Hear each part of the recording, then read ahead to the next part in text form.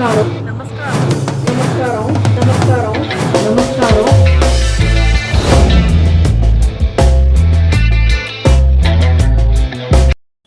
நமஸ்காரம். நம்ம இப்போ மயிலாப்பூர் சித்திரக்குளத்துக்கிட்டக்க இருக்கிற அந்த சுசீலாம்மா கடையில் தான் நான் காமிச்சுட்டு இருக்கேன். நான் ஏற்கனவே நம்ம அந்த வடுமாங்காய் வீடியோவில் அந்த வடுமாங்காய்லாம் இங்கே இவாள்கிட்ட இருக்குது அப்படின்னு நம்ம பார்த்துருக்கோம். அவகிட்டக்க வடுமாங்காய், அதுக்கப்புறம் இந்த மாகாளி கிழங்கும் கிடைக்கிறது, அப்புறம் இந்த நெல்லிக்காயும் ரொம்ப நல்லா இருந்தது, சுண்டைக்காய், மணத்தக்காளி, இது ஊறுகாய் மிளகா, தஞ்சாவூர் மிளகா எல்லாமே இருந்தது. சரி, அவள்கிட்டேருந்து நான் பாருங்கள், சுண்டைக்காய் கூட எவ்வளோ நல்லா இருக்குது பாருங்களேன். நம்ம வெத்தல் போடுறதுக்கு இப்போ இந்த சம்மர் சீசனில் நல்லது. மணத்தக்காளி வெத்தலும் நான் வாங்கிட்டு வந்தேன். கொஞ்சம் மோர் மிளகாவும் வாங்கிட்டு வந்தேன். அதான் அந்த தஞ்சாவூர் மிளகா அப்படின்னு நம்ம சொல்லுவோம் இல்லையா, அந்த மோர் மிளகாவும் நான் வாங்கிட்டு வந்திருக்கேன். சரி, அதை தான் நம்ம இப்போ எப்படி பண்ணுறது அப்படின்னு சொல்லிட்டு நம்ம இந்த வீடியோவில் பார்க்கலாம். ஃபஸ்ட்டு வீடியோவில் மோர் மிளகா எப்படி பண்ணுறதுன்னு பாருங்கோ. அதுக்கப்புறம் மணத்தக்காளி வத்தல் எப்படி பண்ணுறதுன்னு நீங்கள் பார்த்துக்கலாம். தஞ்சாவூர் மிளகா, அதாவது தஞ்சாவூர் மிளகாங்கிறது இந்த மாதிரி இருக்கும். இதில் மோர் மிளகா எப்படி போடுறது அப்படின்னு பார்க்கலாம். நீங்கள் அந்த வடுமாங்காய் வீடியோலேயே நான் காமிச்சிருப்பேன், ஊறுகாய் மிளகாவும் இவாள்கிட்ட விற்கிறது அப்படின்னு சொல்லிட்டு. இது என்னென்னா கொஞ்சம் பழுத்து பெருந்தது, மிளகாலாம் பழுக்கும் இல்லையா, அந்த மாதிரி பழுத்து பெருந்தது. அவள் சொல்கிறா, அந்த வடுமாங்காய் இது ரொம்ப நல்லா இருக்குது, இதுலேயும் நீங்கள் மோர் மிளகா போடலாம், ரொம்ப நல்லா இருக்கும் அப்படின்னு சொன்னதுனால நான் ஒரு 1/4 கிலோ ட்ரை பண்ணி பார்க்கலாம் அப்படின்னு சொல்லிட்டு வாங்கின்னு வந்தேன். அதுக்கு தான் இப்போ நான் ரெடி பண்ணிட்டு இருக்கேன். என்னென்னா, இந்த நார்மல் மிளகாலையும் போடலாம், இந்த மிளகாலையும் போடலாம். நான் கொஞ்சம் பழுத்த மாதிரி இருக்குது, ஆனால் நல்லா இருக்குது மிளகா. இந்த மாதிரி குண்டு குண்டாக இருக்கும் இந்த ஊறுகாய் மிளகா. இது மோர் மிளகா போட்டால் நல்லா இருக்கும். அதனால் நல்லா அலம்பிட்டு வடி வச்சுருக்கேன். இது இது பாருங்க, இப்படி நாலா பக்கமும் நல்ல இந்த ஊசியாக, தடிமனான ஊசியாக எடுத்துட்டு, நீடில் எடுத்துட்டோ, ஒரு மெலீஸு நைஃபு எடுத்துட்டா கூட பரவாயில்ல. இந்த மாதிரி 4 பக்கமும் நம்ம குத்தி விட்டோன்னா அதில் மோர், உப்பு அதெல்லாம் இறங்கிக்கும். இந்த மாதிரி கொஞ்சம் காம்பும் இருக்கணும், காம்போடு போட்டால் தான் நல்லாயிருக்கும், காம்பை எடுத்துடக்கூடாது. இது நம்ம ஊசியாட்டி குத்துறதும் நான் காமிச்சிருக்கேன். இல்லைன்னா இங்கே பாருங்க, இந்த மாதிரி ஒரு கோடு லைட்டாக போட்டுட்டோன்னா இதில் இந்த தயிர், அந்த வெந்தயம், உளுத்தம்பருப்பெல்லாம் இதில் நல்ல கோட்டாயிக்கும். அதனால் நம்ம இது உள்ள அந்த மோரோட புளிப்பு போகணுங்கிறதுனால நம்ம இதை கொஞ்சம் வாயை பிளந்துக்கிறது, இல்லைன்னா ஊசியாட்டி குத்துறது, ஏதோ ஒன்று நம்ம பண்ணிக்கலாம். பண்ணிட்டு நம்ம இந்த உளுத்தம்பருப்பு, வெந்தயம் அதெல்லாம் அரைச்சி இந்த மோரோட கலந்து, நான் திக்காக தயிர் எடுத்து வச்சுட்டுருக்கேன், மோரோட கலந்து இதை போட்டு இது 1 நாளோ 2 நாளோ நம்ம ஊற வச்சுக்கணும். மோர்லேயே ஊறணும். ஊறினதுக்கப்புறம் நம்ம வெயிலில் நல்லா முறை நாரா மாதிரி திருப்பி திருப்பி அந்த மோரில் போட்டு காய வச்சு நம்ம எடுத்தோம்னா மோர் மிளகா ரெடி ஆகிடும். நம்ம இந்த சம்மர் சீசனில் இந்த மணத்தக்காளி வெத்தல், சுண்டைக்காய் வெத்தல், இந்த மோர் மிளகா இதெல்லாம் கிடைக்கும்போது நம்ம போட்டு வச்சிடணுன்னா நம்மளுக்கு வருஷத்துக்கு இருக்கும். அதுவும் இந்த தயிர் சாதத்துக்கு இந்த மோர் மிளகா வறுத்து சாப்பிட்டோன்னா பிரமாதமாக இருக்கும். நம்மளுக்கு ஏதாவது ஒரு இது வேண்டிருக்கு இல்லையா, நம்ம இந்த சம்மர்லேயும் சரி, எப்பயாவது இந்த புளிப்பொங்கல் பண்ணுறோமோ, மோர்களி பண்ணுறோமோ, அதுக்கெல்லாம் இந்த மிளகா தாளித்து போட்டால் ரொம்ப நல்லா இருக்கும், ரொம்ப டேஸ்டாகவும் இருக்கும். அதனால் இதை கிடைக்கும் போது நம்ம இந்த சீசனில் நம்ம யூஸ் பண்ணிக்கணும். பாருங்க, 1 ஸ்பூன் வெந்தயம், 1 ஸ்பூன் உளுத்தம்பருப்பு ஊற வச்சுருக்கேன். இது ஒரு 3 மணி நேரமாக ஊறின்னு இருக்கு. இதை நல்லா நைஸாக அரைச்சி தயிரோடு கலந்து இதில் போட்டு ஒரு நாள் 2 நாள் ஊற வச்சுட்டோம். அதுக்கப்புறம் நம்ம நல்லா காய வச்சு எடுக்கணும். இது எதுக்காகனா, அந்த தயிரோட மிக்ஸ் பண்ணோன்னா இது மேலே நல்லா கோட்டாயிருக்கும், அந்த மோரோட நல்லா கோட்டாயிருக்கும் மிளகா. அதனால் உங்களுக்கு அதை 1 ஸ்பூன் வெந்தயம், 1 ஸ்பூன் உளுத்தம்பருப்பு அதை நம்ம அரைச்சி எடுத்துக்கணும். பாருங்க, இதெல்லாம் நல்லா எல்லா இடத்துலையும் ஓட்டை போட்டுட்டு பார்க்கலாம். ஜான்வரியிலேருந்தே கிடைக்க ஆரம்பிச்சிடும். ஆக்சுவலாக இது முடிய போகிறது. இப்போ இது என்னென்னா இது நல்லா தயிரில் வந்து இந்த உளுத்தம்பருப்பு வெந்தயம்லாம் போட்டு நல்லா கலக்கி இந்த மிளகாயை வந்து ஒரு நாள் 2 நாள் ஊற வச்சுட்டும் நம்ம ஒரு நல்லா பிளேட்டில் பரத்திட்டு வெயிலில் வந்து அந்த மோரோட வந்து கலக்கி நம்ம வந்து காய வச்சு எடுக்கணும். எடுத்தோன்னா இது வந்து ஒரு 4-5 நாளில் நல்லா காஞ்சி போயிடும். காஞ்சி போனதுக்கப்புறம் நம்ம எடுத்து வச்சினோன்னா 1 வருஷம் 2 வருஷத்துக்கு நல்லா இருக்கும். இது அதுவும் இப்போ நம்ம இந்த சம்மர் சீசனுக்கு வந்து இந்த மோர் மிளகா வறுத்து சாப்பிட்டா ரொம்ப நல்லா இருக்கும். எவ்வளோ வேணாலும் தயிர் சாதம் சாப்பிடலாம். சில பேர் எல்லாம் குழம்பு சாத்துலேருந்தே தொட்டுப்பா. முனைகளில் வந்து ஒரு கீறு பூண்டோன்னு வச்சுக்கோ, இப்படி வேணாலும் குத்தலாம், இந்த மாதிரி கத்தியில் வேணாலும் ஒரு கீறு போட்டுக்கலாம். அது உள்ளுக்குள்ளே அந்த மோரோட இது போகணும். போனால் தான் உங்களுக்கு வந்து அந்த காரம் அடங்கி வந்து அந்த புளிப்பு உப்பெல்லாம் உள்ளே போகும். நம்ம சவுத்து சைடில் தான் நிறைய கிடைக்கும். தஞ்சாவூர், கும்பகோணம், மெட்ராஸில் கிடைக்கிறது. அந்த சீசனில் நிறைய கிடைக்கும். இது வந்து இந்த குண்டு மிளகா, ஊறுகாய் மிளகா எல்லா சமயமும் நம்மளுக்கு கிடைக்காது. இது இப்போ இந்த வெந்தயம் உளுத்தம் பருப்பு ரெண்டுத்தையும் நல்லா நைஸாக அரைச்சின்னு வந்துடலாம். இதுக்கு வந்து இந்த உப்பு, கல் உப்பு தான் எடுத்துட்டு இருக்கேன். 1 ஸ்பூன் போட்டு இதையும் சேர்த்து நல்லா அரைச்சின்னு வந்துடுறேன். கொஞ்சம் இதில் தண்ணி விடக்கூடாது, அதனால் தயிரை தான் இதில் விட்டு நான் அரைச்சிக்கிறேன். இந்த வெந்தயம் உளுத்தம் பருப்பு எல்லாத்தையும் தயிரையும் போட்டு ஒரு சுற்றி எடுத்துன்னு வந்துட்டேன். ஏன்னா தண்ணிலாம் விட்டுக்கக்கூடாதுங்கிறதுனால தயிரையும் விட்டு எடுத்துன்னு வந்துட்டேன். இப்போ நம்ம இந்த மிச்சம் இருக்கிற கெட்டி தயிரையும் நல்லா பீட் பண்ணிட்டு இதில் விட்டு அப்படியே கலந்துட வேண்டியதான்.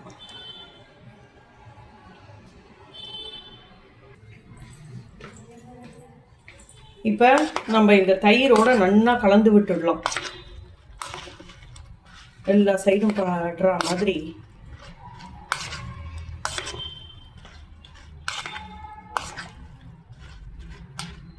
இப்போ இது நல்லா கலந்துடுத்து இது அப்படியே நம்ம வந்து இன்னைக்கு மூடி போட்டு நல்லா எடுத்து வச்சுக்கலாம். மூடி போட்டு அப்படியே ஊற விட்டுடலாம். நம்ம ஒரு 2 நாள் இது நல்லா கலந்து விட்டு நல்லா ஊற விட்டுட்டு அதுக்கப்புறம் நல்லா வெயில் எப்படி அடைக்கிறதோ அதுக்கு தகுந்த மாதிரி தான் 2 நாள்லையும் காயும், 4 நாள்லையும் காயும். வெயிலோட அளவை பொறுத்து தான் இது காயறது இருக்கு. இதை வந்து காய வைக்கும்போது நான் உங்கள்கிட்ட காமிக்கிறேன். இப்போ என்னென்னா நான் 2-3 நாள் வந்து நல்லா உப்பில் போட்டு உப்பு மோர் விட்டு நல்லா ஊற வச்சுருந்தேன். அதுக்கப்புறம் 10 நாள் ஆச்சு எனக்கு வந்து இந்த மோர் மிளகா காயறதுக்கு.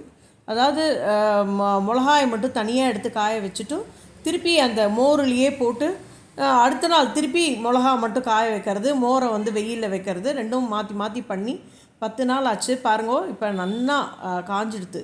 எடுத்து காமிக்கிறேன் பாருங்களேன். நல்லா ட்ரை ஆகிடுது மோர் மிளகா. இது வந்து நல்லா காஞ்சிட்டதுனால காரமே இருக்காது. பாருங்க, இது வறுத்தும் காமிச்சிருக்கேன். மிளகா எப்படி நல்லா கருப்பாக வறுத்துருக்கேன்னு பாருங்களேன்.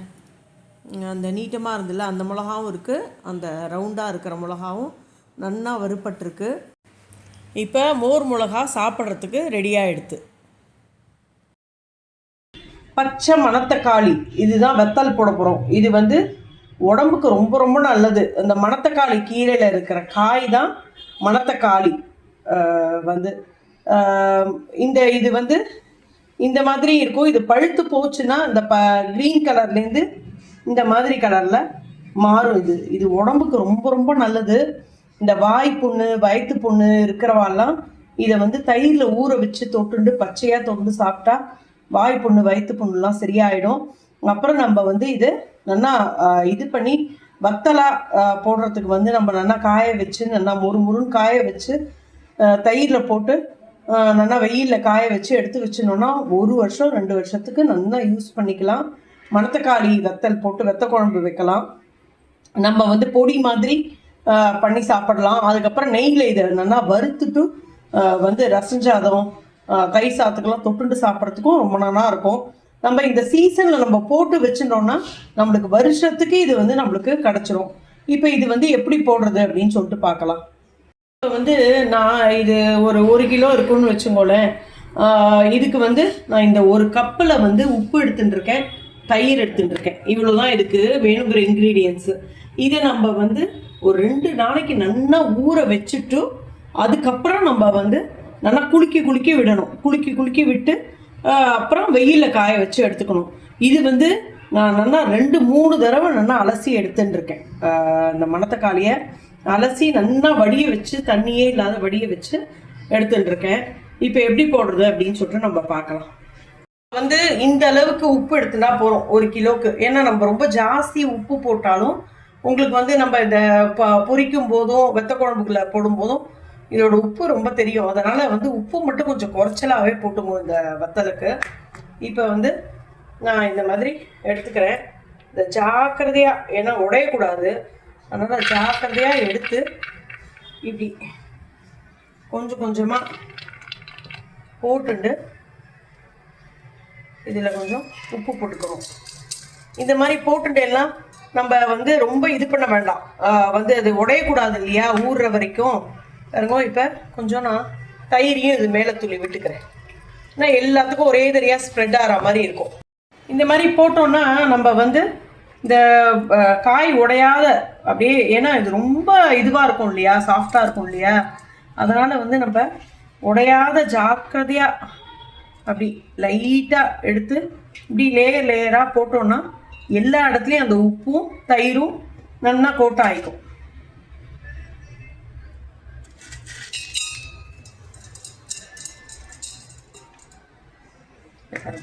தயிர் இதில் அப்படியே விட்டுடுறேன்.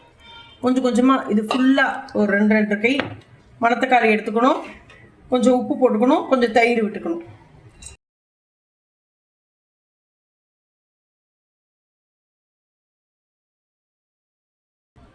நான் வந்து ஒரு 1/2 லிட்டர் தயிர் எடுத்துட்டுருக்கேன். நல்ல திக்கு தயிர், தண்ணிலாம் விடாத 1/2 லிட்டர் தயிர் எடுத்துட்டுருக்கேன். நம்ம கரண்டியெல்லாம் போட்டோம்னா அந்த காய் வந்து உடஞ்சிரும். அதனால் கையாட்டி ஜாக்கிரதையாக ரொம்ப வந்து அழுத்தி பிடிக்காத மெலீஸாக அப்படியே எடுத்து போடணும். ஏன்னா இது ரொம்ப சாஃப்ட்டு.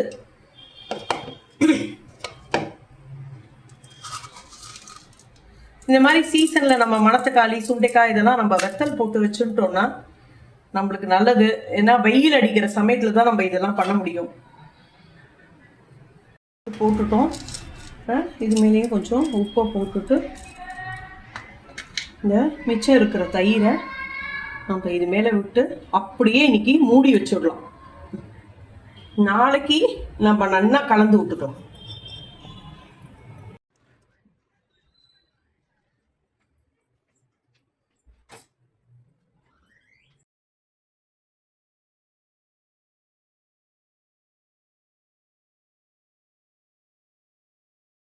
இந்த மாதிரி தயிரில் நல்லா கோட்டாகிற மாதிரி நம்ம வந்து மேலே நல்லா தயிரை விட்டு வச்சுடணும்.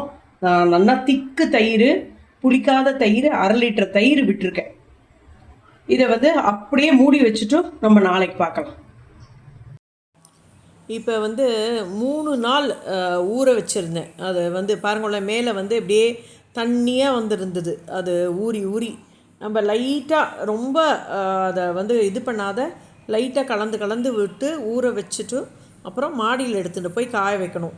நல்ல வெயிலில் காய வச்சு நல்லா மொறுன்னு ஆற வரைக்கும் நம்ம காய வைக்கணும். அதாவது மோர் தனியாகவும் இந்த காய் மணத்தக்காளிக்காய் தனியாகவும் காய வச்சுட்டு திருப்பி அதை மோர்லேயே போட்டு ஒரு 10 நாள் காஞ்சுது.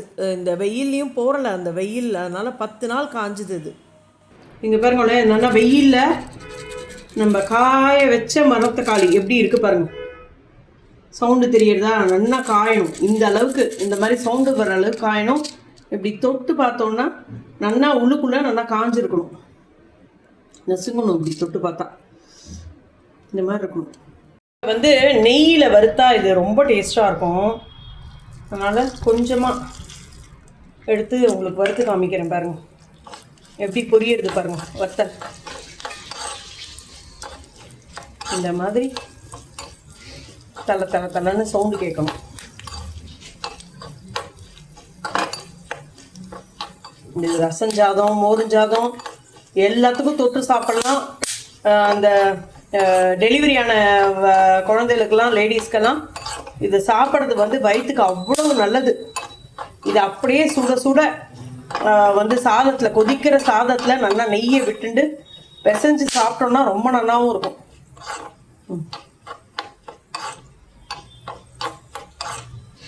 அவ்வளோதான்.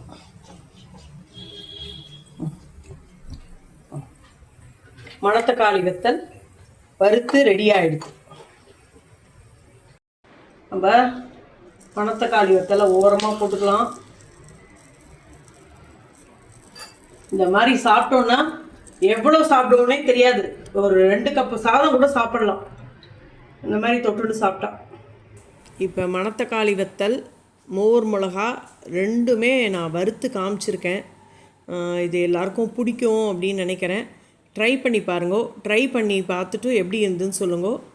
லைக் பண்ணுங்கோ, ஷேர் பண்ணுங்கோ, சப்ஸ்கிரைப் பண்ணுங்கோ. தேங்க்யூ.